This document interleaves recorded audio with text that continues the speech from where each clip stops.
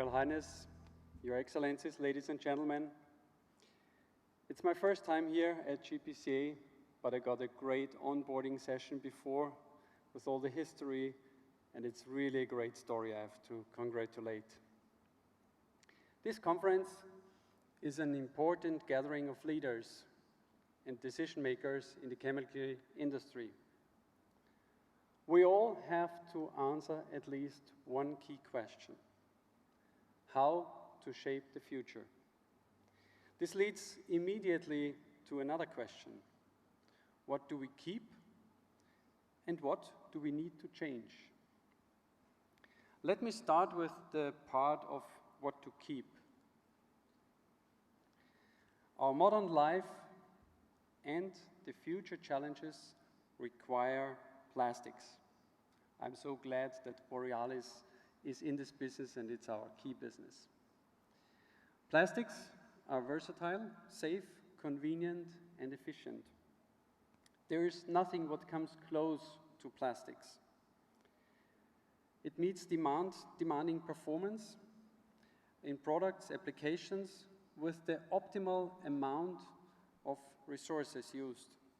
Over the last 60 years, it has contributed significantly to the reduction of natural resource consumption and will play a key role in energy transition.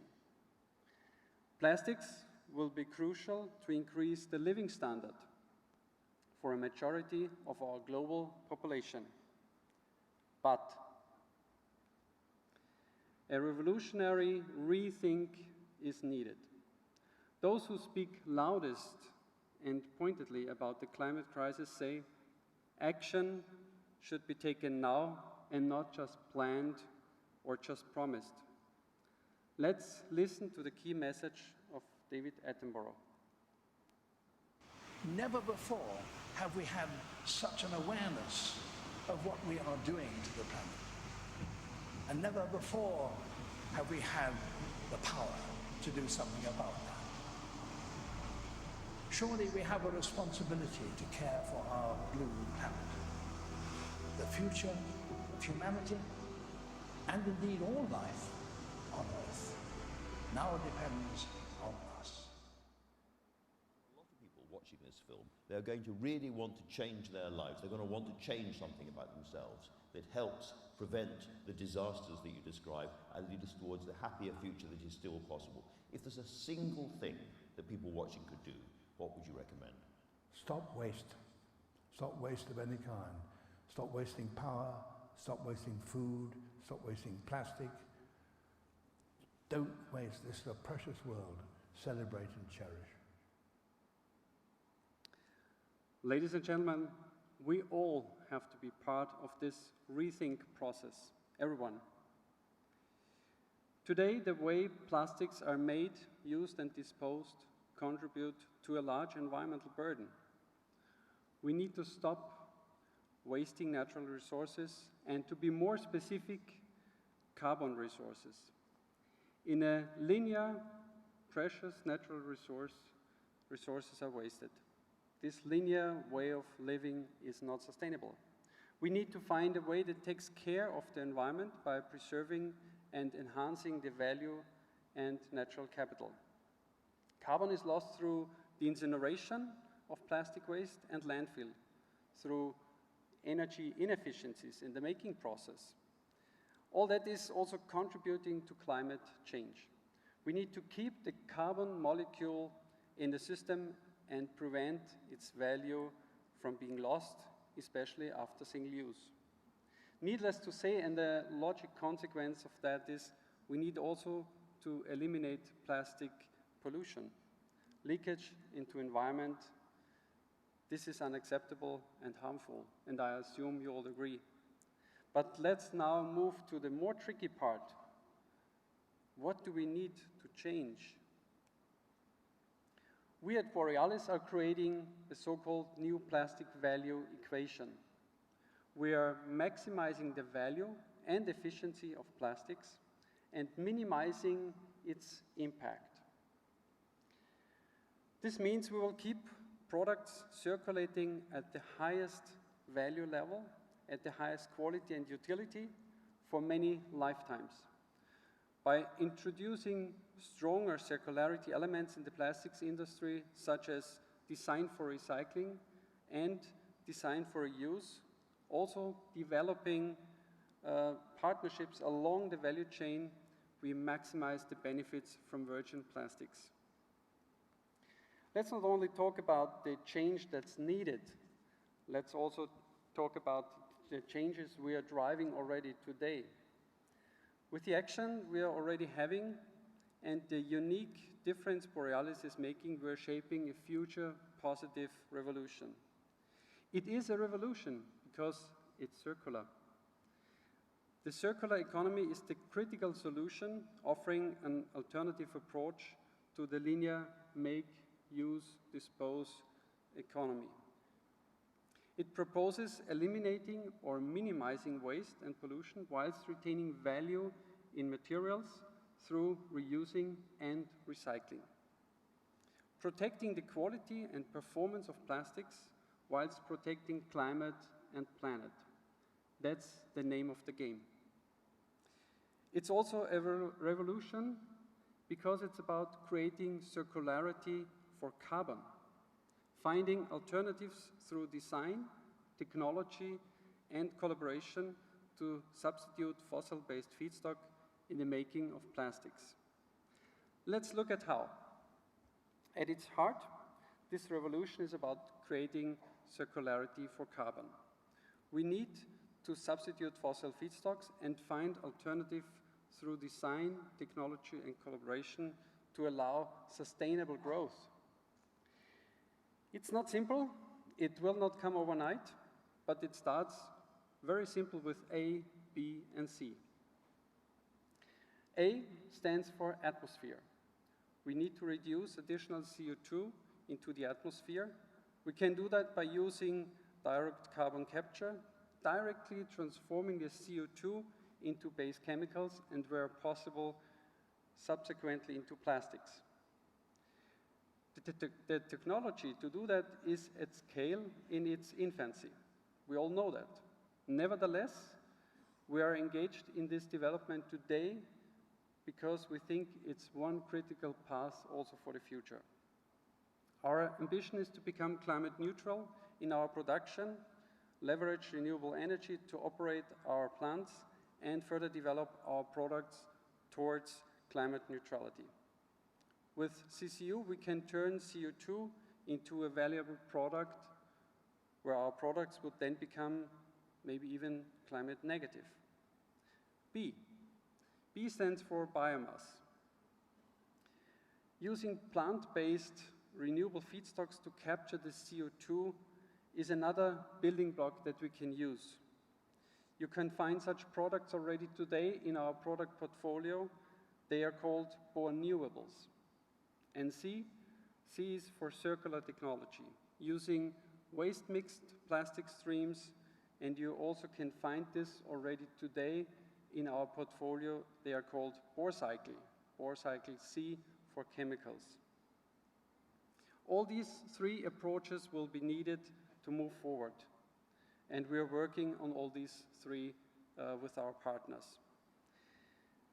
The carbon molecule needs to stay in the circle. The Cascade Model is showing our integrated circular approach best. This is the heart of how we can make plastic carbon circularity a reality, using a full suite of carefully chosen technologies in a complementary and cascading way to achieve circularity. We aim to give plastic products multiple lifetimes in the most eco-efficient way possible through the following hierarchy of means. Design for eco-efficiency. We will adopt a fundamental design mindset that from the start sets the agenda for minimizing use of resources and maximize the lifetime. This is how we look at it. Then reuse. With our knowledge of plastic use and processing, and by establishing systems and business models for reuse, we help maximizing again and extending the lifetime of the products. Design for recycling. In the same spirit of life cycle thinking, we design products that can be reused as well as being collected, sorted, and recycled by making appropriate material and design choices. Let's step into then the last one. It's closing the loop. Closing the loop for post-consumer plastics. First with mechanical recycling and then with chemical recycling. We believe there is an essential role for chemical recycling to complement the mechanical recycling business where we are in already. All the streams that otherwise would go into incineration or even worse to landfill, like mixed plastics or the rejects from the mechanical recycling, should be processed via this route. Our recycling technology today consists of BoreCycle M for mechanical and BoreCycle C for chemical recycling. And our ultimate target is to provide high-quality solutions for our customers to help also to accelerate their journey on sustainable process without compromising on the performance. This is key because otherwise the products will not be accepted in the market. Thanks to our DNA, our heritage, and our unique position today, we can make that work. We have a strong advantage and a position in the market to make an impact. Borealis is #2 in polyolefin production in Europe and #8 worldwide. Our scale and leadership puts us in a position to influence and enable the wider value chain and accelerate the circular transition of plastics. Our activities reach 120 countries across 5 continents. And very important, our customer base is broad. It goes from healthcare to automotive, energy, pipes and fittings, and customer products. So we can have a wider and deeper impact through all our offerings in the circular economy solutions. Let me share with you now the 4 pillars which will make the difference. First one is collaboration. Our business in Borealis was born and has grown through collaboration. It's our second nature, I would say. Circularity is about the whole value chain. We can't do it alone. We are already partnering with other businesses in the value chain to supercharge this revolution. We have collaboration projects ongoing, for example, in Germany with Tomra, mechanical recycling. We have partnerships in Sweden with Stena Recycling and Fortum Recycling and Waste. We are working on a study for chemical recycling in Sweden, but also in Austria with OMV, our main shareholder. And this year we also acquired a stake in Renasci, a Belgian company. They created the smart chain processing concept. Collaboration. The second is innovation. Our innovation approach is comprehensive.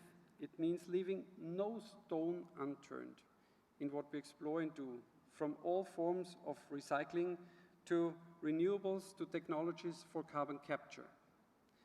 Technology was and is the fuel of progress. We invest and partner to develop, evolve and scale technologies to help to unlock circularity. Borealis filed in the last years constantly a high number of new patents, around 180 patent applications per year at the European Patent Office. This high number of patents underscores the company's position as leading innovator in this business. Third, digitalization. The digital world offers us many new ways. Our collaboration with value partners, like in the project Holy Grail 2.0, has made digital watermark technology work. That's great because the material tells us at the end of the day how to sort and recycle correctly. This is a big step forward. And last but not least, mobilization. We need to move in packs and put collective knowledge and capabilities to best use. We are actively involved with joint ventures, partnerships, or alliances that help us to bring that forward. Whether it's Circular Plastic Alliance, Polyolefin Circular Economy Platform, CFLEX, we're active in these organizations.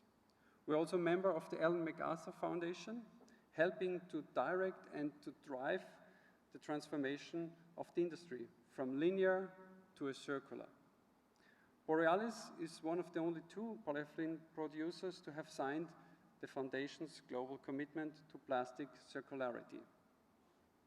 In our collaboration with Systemic, we also co-founded the Project STOP. It's designed to develop low-cost circular waste management system through city partnership in Indonesia. Project STOP has 4 clear objectives: zero leakage of waste, drive circularity, create economic sustainability, and community benefits. In June this year, we have announced a commitment to a major expansion of these activities. We will provide an effective waste management system for 2 million people until 2025 in Indonesia. The aim is to prevent 25,000 tons of plastic from polluting the environment each year and creating 1,000 full-time jobs. If you're interested in joining the project, just let me know. It's a great project and we need to move forward here. All these initiatives will pave our way into the future. This journey to climate neutrality features numerous interim destinations in the form of concrete measures and projects. Carbon capture and utilization can play an immediate and an important role. Also, of course, sequestration, which is much easier.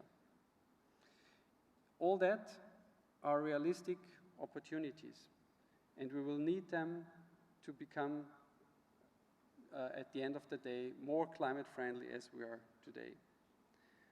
Other technologies like electrification, etc., of crackers, that will require a bit more time, but we are intensively working on that as well. We heard clearly we need to start now. And where the solutions take a bit longer, we need to bridge the journey with intermediate solutions. We need to focus on the hard work which is ahead of us and act.